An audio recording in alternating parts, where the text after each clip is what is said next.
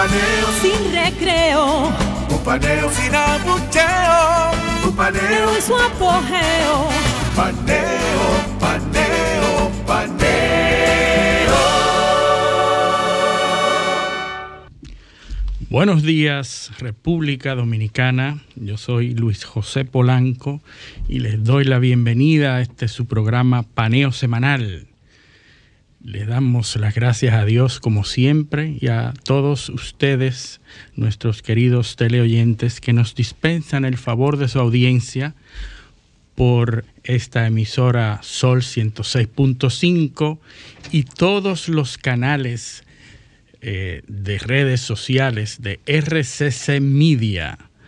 Así que saludamos a nuestro querido compañero José Eliseo Almanzar, que hace su entrada triunfal en esta mañana de tantas satisfacciones, ¿verdad? Porque estamos celebrando la victoria de República Dominicana, específicamente la victoria de los Tigres del Licey.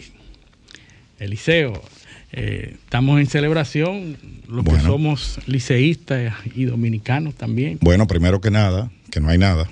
Sí, primero antes. Y ante todo, que tampoco hay nada, dar las gracias a Dios porque nos permite estar aquí de nuevo con ustedes en otra edición de Paneo Semanal. Así es. Saludarte a ti y a nuestros oyentes. Y eso, como tú lo has dicho, 23 veces campeones nacionales.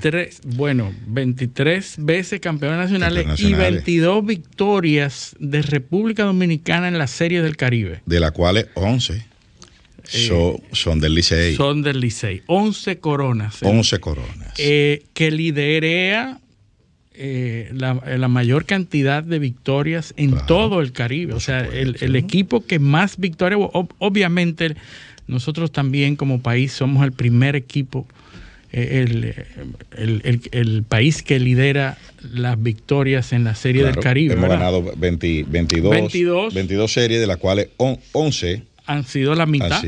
Y la demás, los demás equipos. Los demás equipos combinados entre todos han ganado lo mismo que el Licey solo. Pero fíjense qué interesante, son 22 victorias y el más cercano competidor es Puerto Rico con 16. Sí. No las Águilas. No las Águilas. Claro. Y hay que decirle eso a la gente porque puede haber personas confundidas todavía. Sí, ya el equipo del Licey tenía 10 victorias, el récord de cualquier otro equipo. Entonces amplía e impone un nuevo récord de 11 Claro. coronas. No, y además, primero es una temporada histórica. Los fanáticos del béisbol dominicano, especialmente los Tigres del Licey, entre los cuales estamos nosotros dos, tienen motivo para celebrar. Esta fue una temporada, como repito, histórica. Sí, muy se alcanzaron varios hitos en lo que se refiere al equipo. 34 victorias en la serie regular. Wow. Es récord en una temporada de 50 juegos. Sí, es mucho. O sea, 34-16 quedó el Licey. Ganó el City Champ ampliamente, ganó las series particulares a todos los equipos con los que se enfrentó. Ganó el round robin también, quedó en primer lugar. Campeón en la final. O sea, rompió el récord de victorias por equipo individual en series del Caribe, al alcanzar 70, y creo que son 76 victorias que tiene Serie del Caribe. Es el equipo que más partidos ha ganado en Serie del Caribe. O sea, todos los récords. El Licey ha roto todos los récords en esta temporada. Exactamente. A pesar de que el inicio, porque hay que decir que para poder calificar se tuvo que apelar a una decisión, a una regla de desempate. Sí, lógico, ¿verdad? porque este año se cambió el formato de la Serie del Caribe. Sí. En la Serie del Caribe usualmente eran 6 partidos, 7 partidos. Este año se jugaron 9. ¿Por qué? Porque hubo una inclusión o sea, se jugó con más equipos. Con más equipos. Fue un éxito rotundo a nivel económico. Sí. El estadio nuevo, el estadio La Rinconada, un estadio modernísimo que han hecho en Venezuela. con capacidad de alrededor de 40,000 fanáticos. Wow. Es un estadio con la misma capacidad que el Marlin. Asistencia récord en todo también. No, que es un estadio con la misma capacidad que el Marlin Park de Miami. 44,000 y pico. 30 y pico de mil. Y la récord de asistencia en el Marlin Park se estableció nada más y nada menos que en el Clásico Mundial de béisbol. ¿Y tú sabes cuándo? Cuando jugaba República Dominicana contra Estados Unidos. Yeah. El estadio estaba repleto. Yo recuerdo que estaba viendo, o sea, estaba en el Clásico y me tocó al lado de unos ciudadanos norteamericanos que no entendían la psicología del juego. Porque ahí habían alrededor de 35,000. Apasionamiento de cómo el dominicano disfruta un partido de béisbol. Ahí había alrededor de 35,000 personas en ese estadio y yo creo que 34,000 eran dominicanos. Sí. Particularmente yo vi gente ahí que yo tenía más de 20 años una vez. Yeah. Que vivían en Estados Unidos. Entonces, no, yo vivo en Nebraska, no, yo vivo en Wyoming. Y fueron a ver eso. O sea, una cuestión desde Diablo Cojuelo, gente vestida de Diablo Cojuelo dentro del estadio. Sí. O sea, una cuestión que se portó. Y me dijo un señor que estaba pasado de trago, dominicano, que estaba sentado detrás de mí. Dice ese señor en un momento de emoción del juego, que eso había que hacerlo mensual, en vez de cada 4 años, porque el pueblo dominicano se divertía mucho. Mira cómo está este estadio. Cómo está. El pueblo dominicano. ¿Por qué es que no se han fijado que lo pueden hacer mensual? No, el pueblo dominicano. Él estaba en Miami. Él estaba en Miami. Dice que el pueblo dominicano se estaba divirtiendo ahí adentro. Entonces, pero el béisbol, definitivamente, el béisbol es como la tambora o el merengue, que todo el mundo, aunque sea, mueve un pie cuando oye la música. Es uno de los símbolos nacionales. Y hay todo unos comentarios, un debate, más bien, sobre la asociación que tenemos con el plátano en términos del béisbol, el plátano power. Y ha sido tan exitosa que ha sido el símbolo de una campaña de una compañía de cervezas. Claro. Entonces se está asociando y casi todos los dominicanos están asumiendo ese símbolo como asumiéndolo con relación al béisbol, bueno, Plátano Power. En el clásico de 2013, parece que fue uno de los clásicos que la República Dominicana cuando ganó invicto, Fernando Rodney, el pitcher, sacaba un plátano y ahí fue que Mangú Power, y ahí fue que comenzó el tema del plátano. Y claro, o sea, ¿qué alimento identifica más al dominicano que el plátano? Aquí todo, mira, yo no conozco un dominicano que no coma plátano. Sí, aunque el plátano no es nativo. No, pero dile eso a un dominicano, que eso no es de aquí. Mira, de verdad, yo conozco dominicanos que no comen aguacate, entre los cuales estoy yo. Pero yo no conozco a ningún dominicano que no coma plátano. Sí. Es verdad. Ninguno, porque el que no le gusta el mangú se lo come frito. Sí. El que no de cualquier manera. De cualquier manera se lo come. Entonces yo creo que es un elemento identificador común. Y de todas las clases sociales. Sí. Porque el plátano aquí lo comen los ricos y los pobres. Sí, todo el mundo come plátano. Sí, es interesante como si hay un elemento identificador de la cultura que no sucumbe ante la clase social, es la gastronomía. Claro. Y entonces el arroz con habichuela, el plátano, pero es algo que desde los más empobrecidos hasta los más encumbrados. El arroz con habichuela, los médicos te lo quitan a veces. Sí. Pero el plátano no. El plátano no te lo quita. No hay un médico que te diga en una dieta, usted no puede comer plátano. No puede. Pero te dicen, no comas arroz, pues tiene carbohidratos. Pero plátano no existe. Yo creo que es difícil para los médicos. No, y además, y para cerrar un poquito el tema del béisbol, hay la influencia que tiene el béisbol en la sociedad dominicana, en la cultura criolla, es algo que en el léxico, que hay que ponderar. aquí todo el mundo sabe conoce algunos términos de béisbol. Sí, sí, y lo utiliza en la vida diaria. Claro, los incorpora como parte del lenguaje. Incorpora como parte, sí. Aquí creo que son 30 acepciones, 30 términos de béisbol que están incluidos en el vocabulario, en el léxico dominicano. O sea que todo el mundo sabe lo que significan, frases. Eso, no es un fly. Sí, sí. Pasó por bola. Diste un palo. O sea, todo eso. La sacó por los 400. Exactamente. O sea, son acepciones, términos que son relacionados al béisbol. Y todo el mundo los utiliza y lo entiende. En el lenguaje y los entiende. O sea, todo el mundo. Entonces, es una cuestión que lo tenemos prácticamente en nuestro ADN. Lo agarraron fuera de base. Exactamente. Entonces, son muchos términos. Pero, nada, felicitar una vez más a los gloriosos Tigres del Licey, que nueva vez hacen honor a esa calificación de glorioso.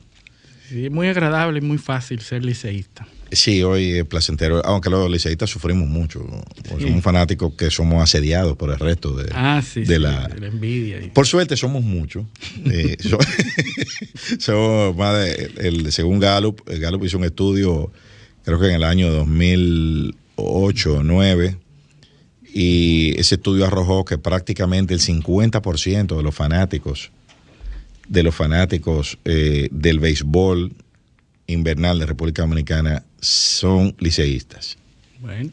O sea, el Licey tiene fanáticos en el país entero.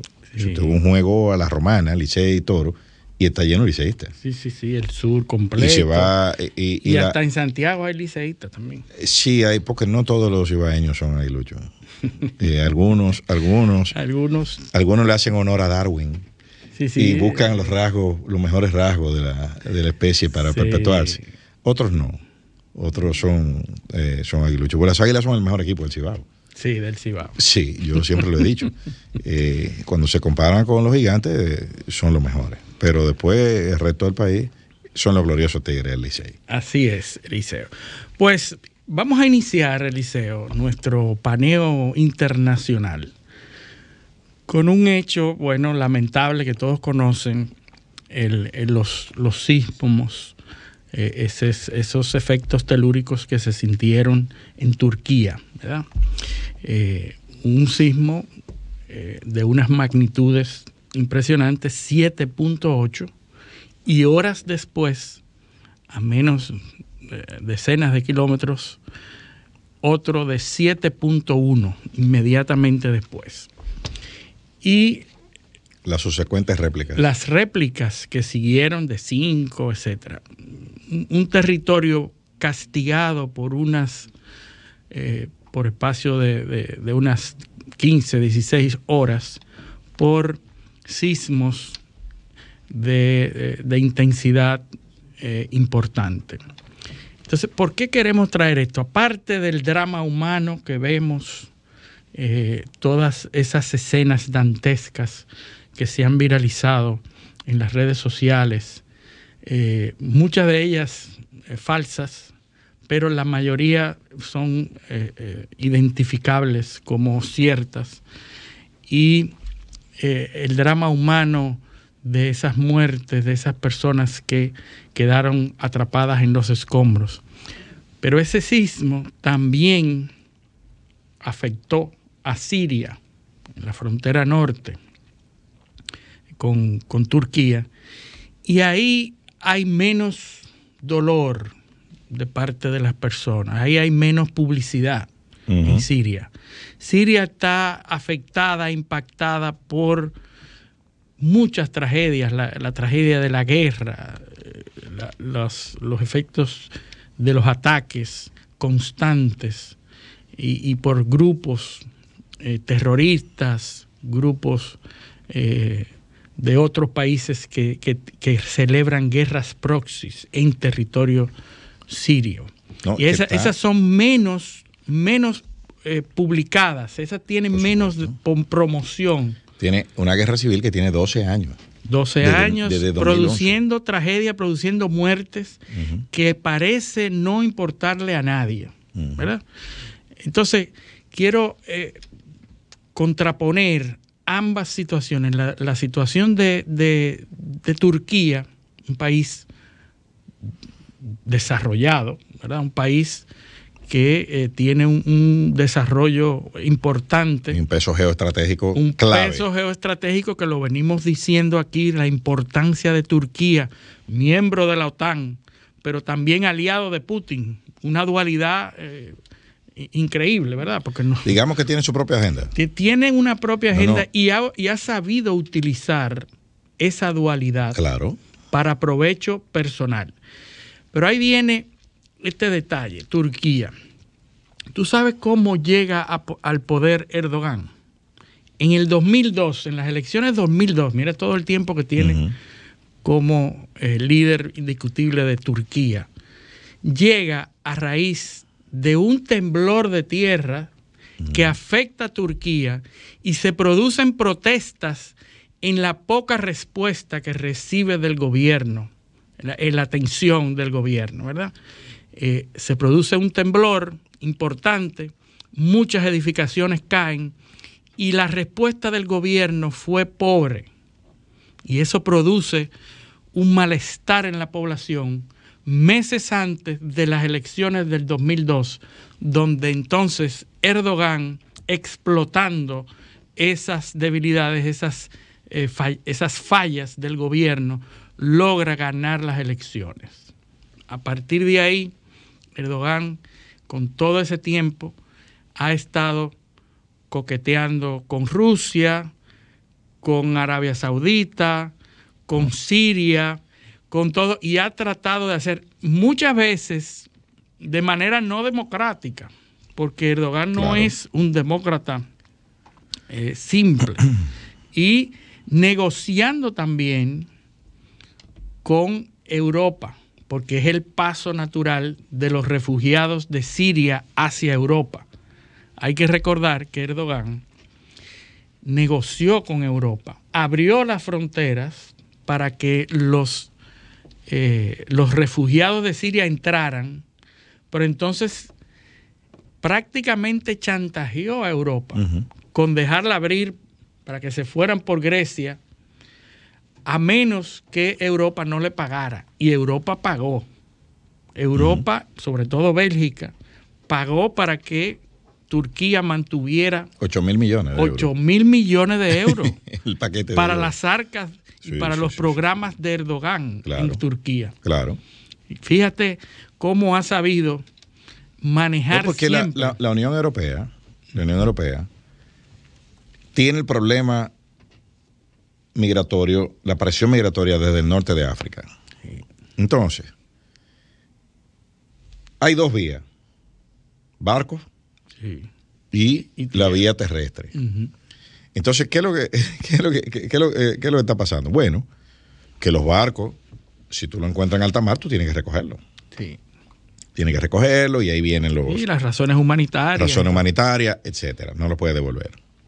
Entonces, ¿qué tú estás haciendo? Lo que está abriendo es una vía terrestre para que salgan de donde están, pero no para que lleguen a la Unión Europea, sino para que ese tercer país los acoja, que Turquía. Tú estás tercerizando el tema, que es lo mismo que está haciendo Estados Unidos con México.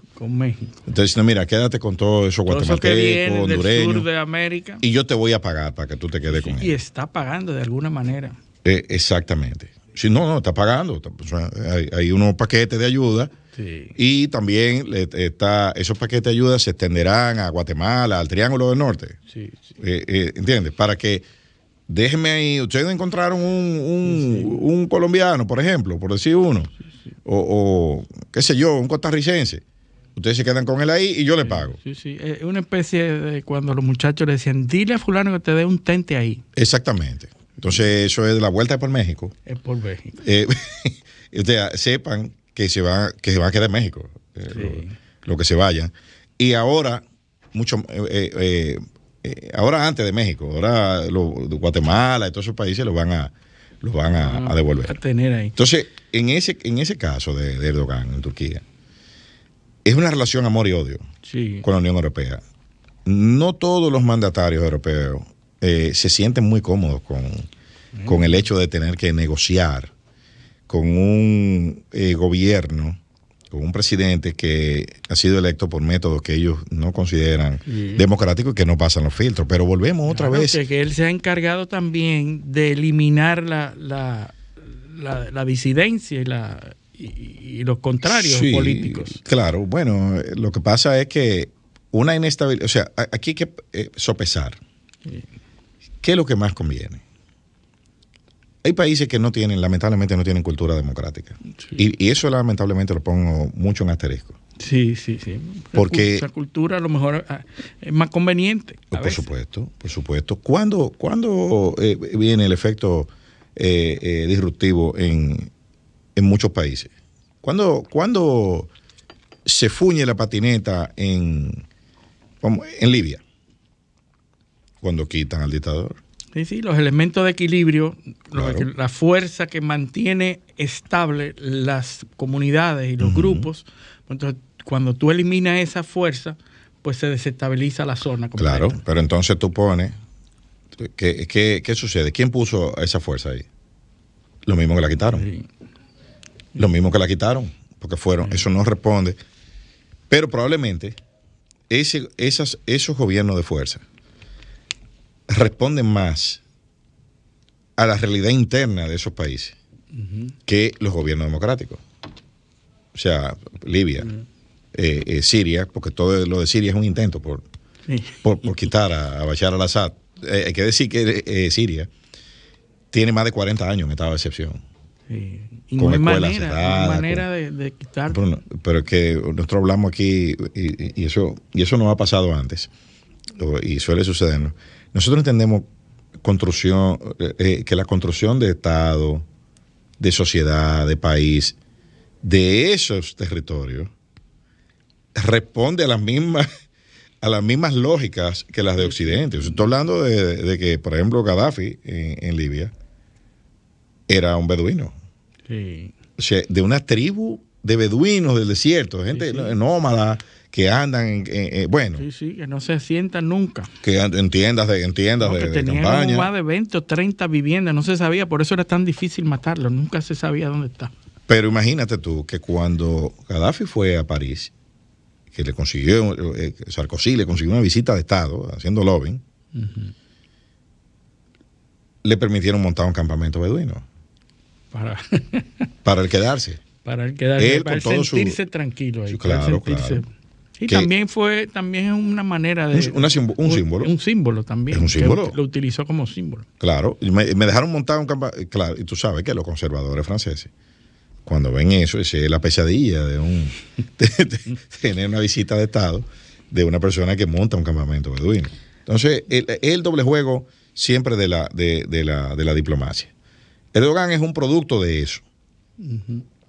Y negocia con todo el mundo. Sí. O sea, él se sienta hoy con la Unión Europea y mañana se sienta con los rusos, le vende drones. Correcto.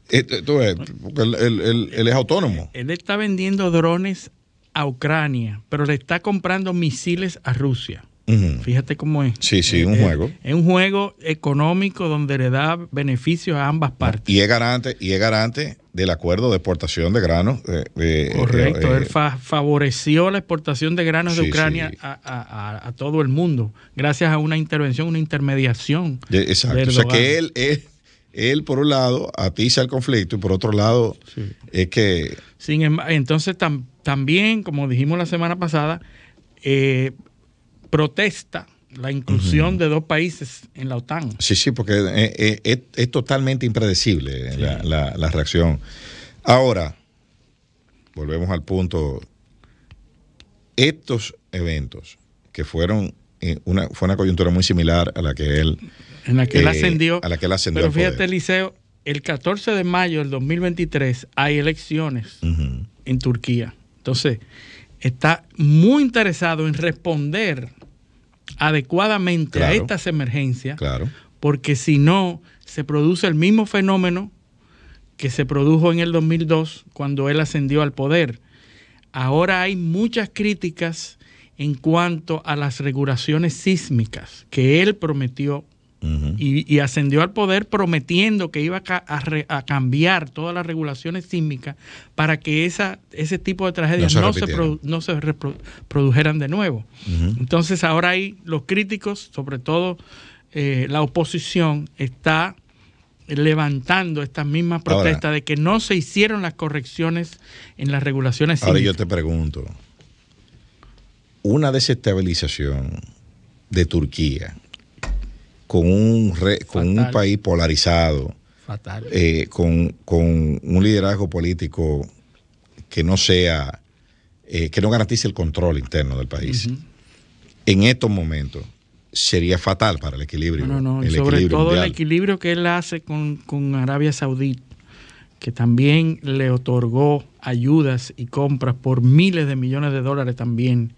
después del suceso del asunto de Khashoggi, de la muerte de Khashoggi. Claro.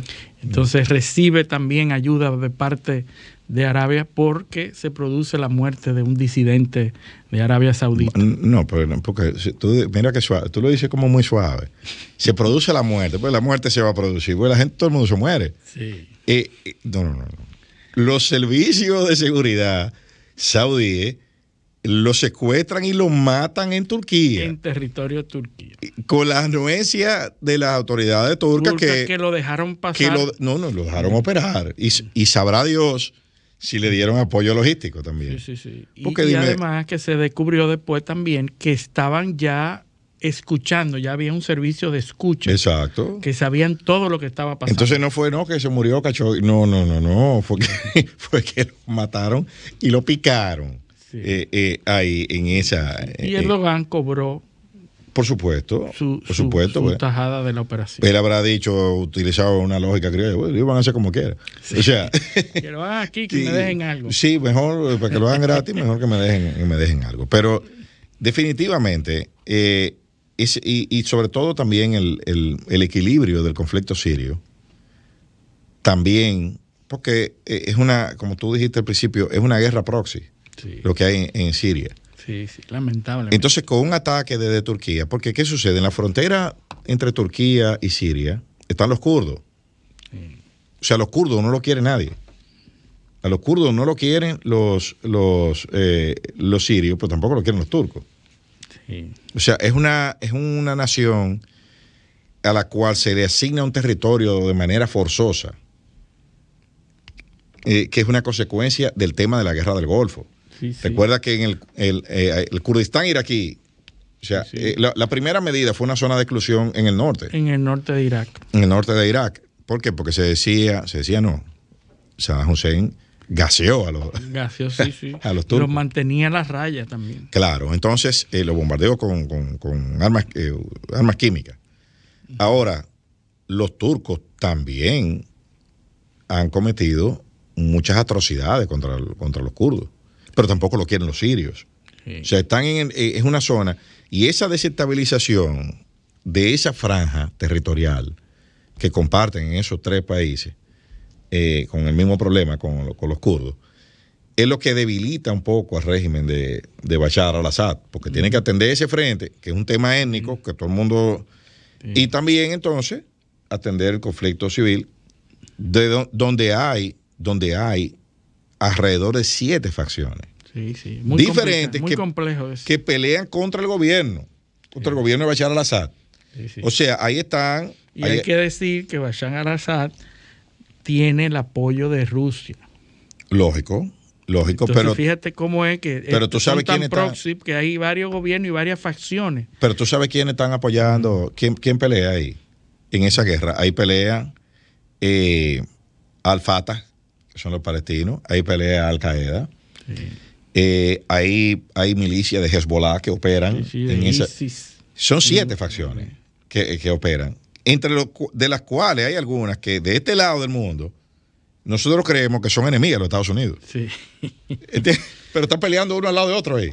Sí. ¿Y quién provee las armas de todos esos grupos? No, y el apoyo, y quién le paga, porque no son tropas regulares, son soldados profesionales a los que se contrata. Ahí hay gente peleando de todas las nacionalidades. Ahí hay españoles, hay documentales en YouTube, lo pueden buscar, Hay documentales de soldados españoles que están ahí, franceses, o sea, gente que trabaja, que eso es su trabajo. Su trabajo es hacer la guerra. Y a pelear. Entonces lo contratan, y van 3 meses, 6 meses, se devuelven y después van a pelear otra vez. Sí. Y los mismos norteamericanos que también contratan mercenarios para hacer una u otra acción, una operación en Siria. Claro.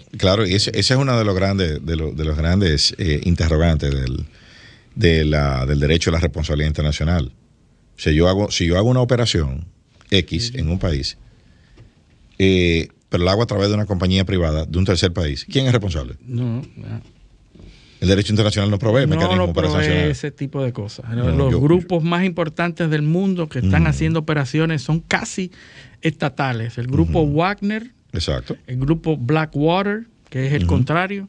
Todos tienen estructuras para hacer guerra por parte de países, pero son privados. Si yo contrato al grupo Wagner para ir a Uganda a hacer una operación y ahí hay 15 chechenos, 4 rusos, 30 nepalíes, 25 pakistaníes, y le pagué con un dinero que viene de una compañía de Chipre y fueron y masacraron una aldea, ¿quién es responsable? Nadie sabe. Nadie.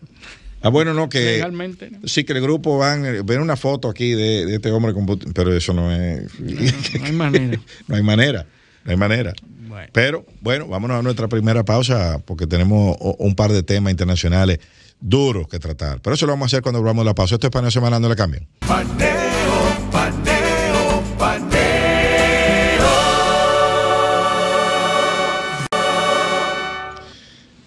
Continuamos en Paneo Semanal por Sol 106.5 FM, también en YouTube en nuestro canal Paneo Semanal y en el canal de Sol 106.5, así como en nuestras redes sociales, Instagram, Facebook y Twitter, Paneo Semanal. Entonces, José, tú estabas hablando antes de la pausa de las diferentes imágenes e iconografías que están ubicadas en diferentes templos en la ciudad colonial y que todas tenían un nombre. Hay una en particular que es el Nazareno, que era la imagen del Nazareno, que los miércoles tradicionalmente se pasa por toda la zona colonial. Háblanos de los diferentes Cristos y de ese en particular. Mira, el Nazareno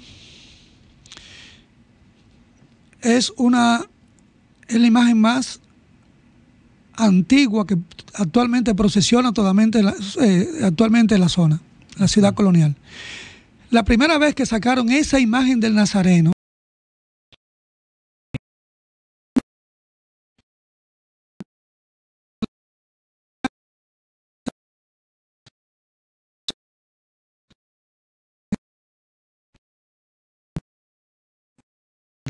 si nos vamos a eso, todo viene con un naufragio al lado. Y con una tragedia. Otra gente dice, tiene un milagro asociado. Otra gente dice que un franciscano mexicano de paso por la isla lo agarró una tormenta, no se pudo ir, venía con la imagen y se quedó aquí. No. El Nazareno es de la escuela española del siglo XVI, aunque se desconoce su autor. Ya por estudios más recientes, con más tecnología, se ha podido determinar eso. Es en madera, ¿verdad? Sí. El Nazareno, fíjate algo, el Nazareno salió en procesión por primera vez en la ciudad colonial. Oye, el 24 de marzo de 1636. Wow, 1636. Hace mucho de eso. Sí, hace días. 1636. Entonces, cuando tú vas al Carmen, a la iglesia del Carmen, tú también estás viendo, wow, tú dices, esa imagen de 1636, que seguramente llegó un año antes, porque no es verdad que llegó y la sacaron en procesión. Me imagino que estuvo un año antes aquí en la isla. Entonces, se desconoce su autor, pero es una de las tallas de las iconografías mejor elaboradas. Sí, grande también. Sí, el Nazareno, cuando tú vas a la iglesia del Carmen, es impresionante. Prácticamente que no te impresione esa imagen. El Carmen es una iglesia histórica. Señores, frente a esa imagen de la Virgen del Carmen que está ahí y del Nazareno, Duarte hizo el juramento trinitario. Yo no sé por qué el Instituto Baltiano, junto con la iglesia, los trinitarios esperaron que saliera la procesión del Carmen ese 16 de julio, para que entre el bullicio, la banda de música, no se dieran cuenta que iban entrando de 3 en 3 a la casa donde que está enfrente, donde se formó. Entonces, esa sería una procesión. Entonces, la distracción.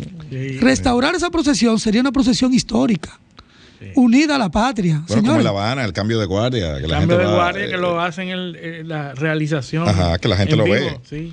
Exacto. O sea, la iglesia del Carmen es una iglesia histórica para la nación, como lo es Santa Bárbara, que todavía conserva su pila bautismal donde fue bautizado Duarte. Vamos a llevar a la gente para que la gente, los niños y los jóvenes vean esa pila bautismal también.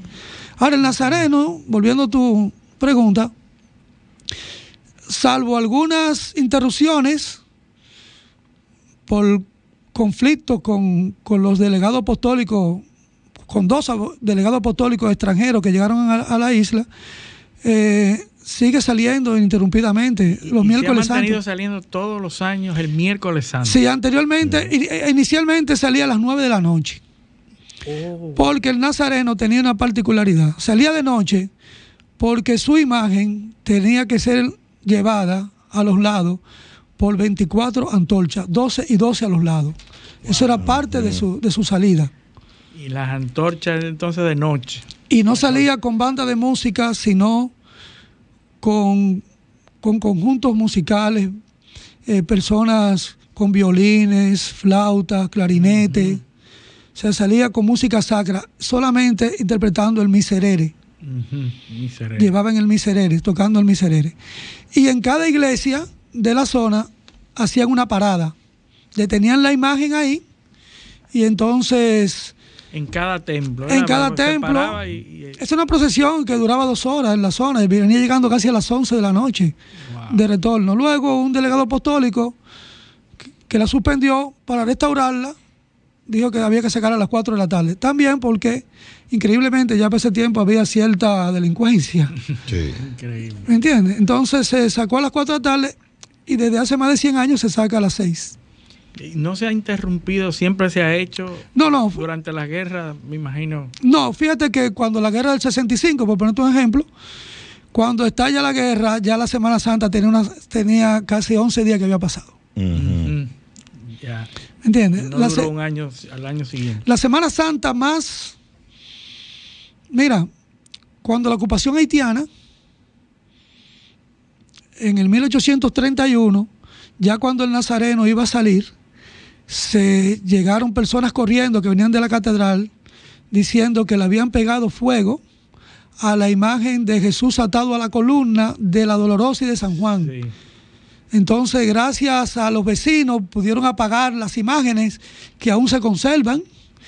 Entonces, con esa información se decidió no sacar el Nazareno porque se suponía que había una conjura, algo para atentar contra esa Semana Santa. Como pasó con el 1960, cuando fue terrible esa Semana Santa, cuando en la puerta de la catedral, fuerzas del régimen de Trujillo mataron a un colombiano en la puerta de la catedral. Pero ese colombiano tenía la orden de asesinar a Monseñor Pitini. Como no lo pudo hacer, entonces la retaguardia del servicio militar de inteligencia de Trujillo, para que no hubiera testigo, lo mataron a él y lo presentan se presentan como los salvadores. Hemos matado a quien iba a matar el arzobispo. No, mentira. Él tenía la orden de asesinar a Monseñor Pitini. Entonces, la Semana Santa siempre han tenido su alta y su baja, dependiendo. Tenía la orden de matar a Monseñor Pitini dada por Trujillo, por parte de Trujillo. Sí, tú sabes que después. Y entonces, como no lo logró, lo ajusticiaron ahí, lo mataron ahí. Sí. O probablemente la intención no era matarlo, nunca fue matarlo, sino hacer un. No, déjame decirte que llegaron a darle golpe en otra ocasión a él y se salvó por su secretaria, la Isla Shop. Que se oyó los gritos y subió y logró que la gente saliera del arzobispado. O sea, fueron Semanas Santas muy duras. Pero volviendo a la época colonial, la Semana Santa tiene una particularidad en la zona colonial. A la llegada de los franciscanos, dominicos y mercedarios, ellos trajeron cada uno sus pasos de devoción. Entonces, vivir la Semana Santa en la zona colonial es vivir el Evangelio de la Pasión completo. El lunes se saca a Jesús atado a la columna desde la iglesia de Regina Angelorum. Aunque la imagen original, colonial, está en una de las capillas de la catedral. El martes santo se saca a Jesús pacientísimo de Santa Bárbara, que se dice que pertenecía al convento, el monasterio de San Francisco.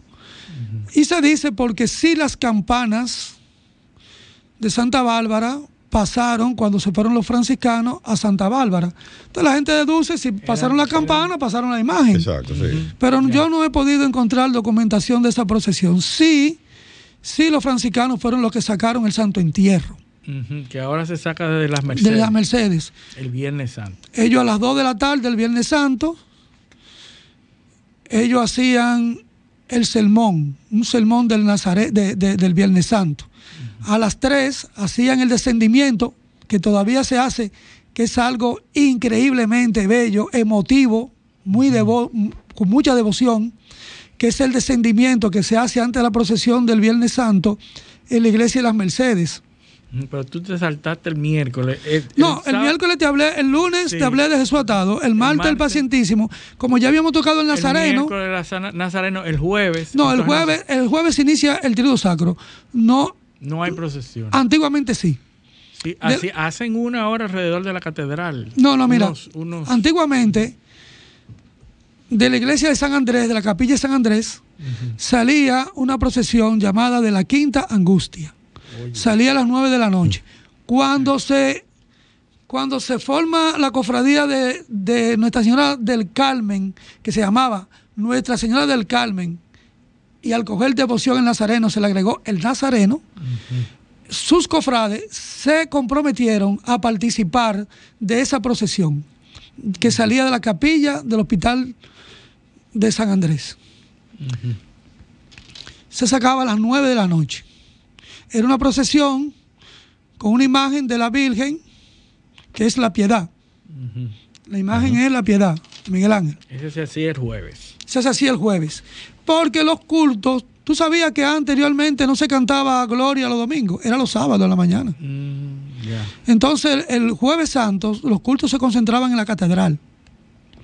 Entonces ahí había una ceremonia. Sí, ahí es donde se consagran los aceites. Exacto, pero había una ceremonia que primero, volviendo aquí a lo que es la vida civil y religiosa, antes de esa misa crismal del Jueves Santo, tenían que ir todos los funcionarios a donde el obispo, y él le daba una charla en el cabildo, y el que tuviera problema uno con otro tenía obligado que abrazarse uno con otro. Que dirimir el conflicto. Sí, no podían entrar a la iglesia con problemas.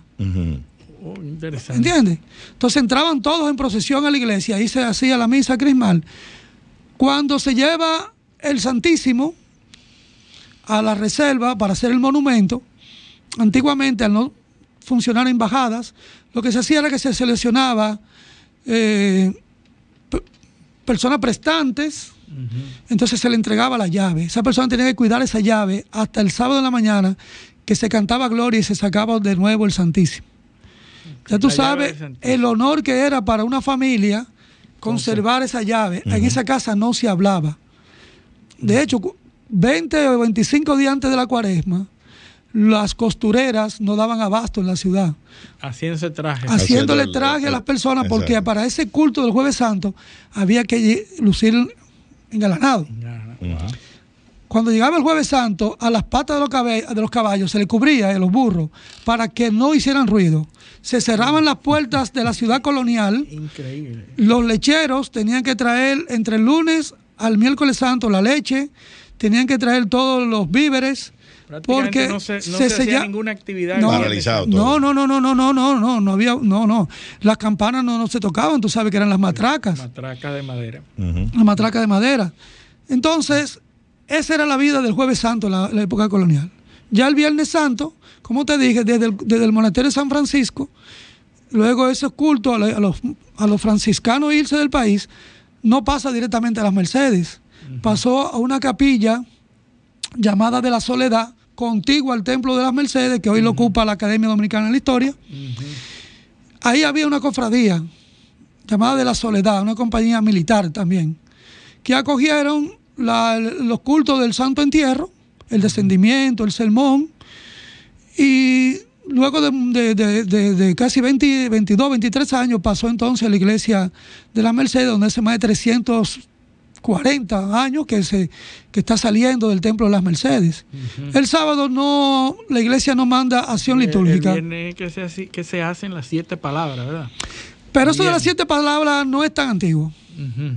No es tan antiguo.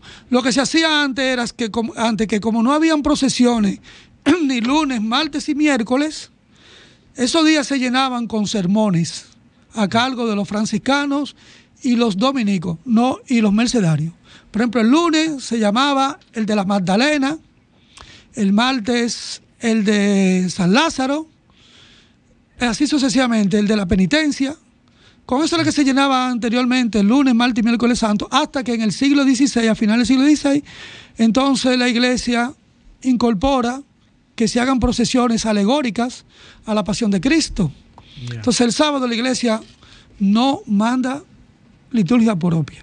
Ese día la iglesia permanece en silencio, como se dice, actualmente hasta la hora alta, hasta después de las 6 de la tarde, que se hace el lucernario, que se prende el fuego. Pero en la época colonial se cantaba gloria el sábado en la mañana. Ya las campanas tocaban, se abrían las puertas, la gente podía moverse y esa cosa. Bueno, el tiempo ya se nos termina, pero yo quiero que tú nos hables de tu canal y los trabajos que estás haciendo para la Arquidiócesis de Santo Domingo, si da tiempo. Mi canal es un canal, como te digo, entre familia, como yo digo, porque lamentablemente hay personas que ese tipo de cosas no la apoyan. ¿Entiendes? Y hay muchos trabajos ahí. Yo veo muchos trabajos súper interesantes. Que dé el nombre del canal para que nuestros oyentes lo... Sí, en Instagram, josemendez.tv. Ahí están mis trabajos. En YouTube. José Méndez TV 2544. O José Méndez TV. José Méndez TV. Yo tengo más de 35 años cubriendo todas las actividades de la zona colonial. Y documentándolas. Tú tienes un equipo de filmación y tienes todo. Ese es un material importantísimo para todo República Dominicana. Muchísimas gracias. Yo exhorto a que sigan este esfuerzo, porque la verdad es que es un trabajo intelectual importante. Y hay una lógica simple. Para enseñar hay que saber. Entonces, y aquí estamos con uno que sabe. Entonces, José, vamos a agradecerle muchísimas gracias a ustedes por la invitación. Tu presencia en este espacio, decirte que las puertas están abiertas y que tienes que volver. Porque, y voy a decir el tema, que se lo voy a dejar como un compromiso. Vamos a hablar de la vida religiosa durante la ocupación haitiana. Exacto, excelente. Muy bien. ¿Parece correcto? Excelente. Yo tengo un trabajo sobre eso. Bueno, pues ahí está. Tiene el compromiso, porque ahí van a salir muchos detalles desconocidos para la mayoría de la población. Y entonces, agradecer también a nuestros teleoyentes su presencia y su apoyo este sábado, y pedirles que con el favor de Dios nos acompañen el próximo sábado en otra edición de Paneo Semanal. Hasta entonces. Paneo.